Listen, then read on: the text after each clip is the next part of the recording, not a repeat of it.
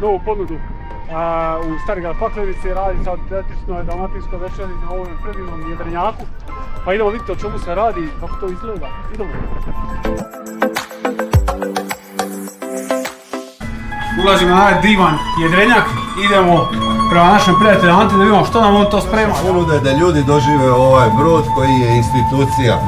A na tom brodu spremamo srdele premaznim kruhom sa marinadom, od tikvica, mrkve, bijelog luka, pomidora. Služimo domaće maslinovo ulje i trenutno imamo njihov kuve. To su organska vina i bijelo vino Pošip.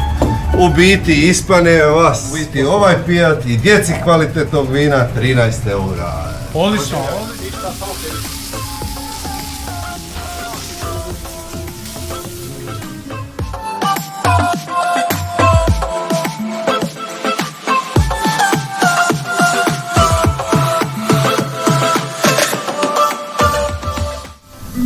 Domaće srdele, nemam što više reći nego dođite i probajte.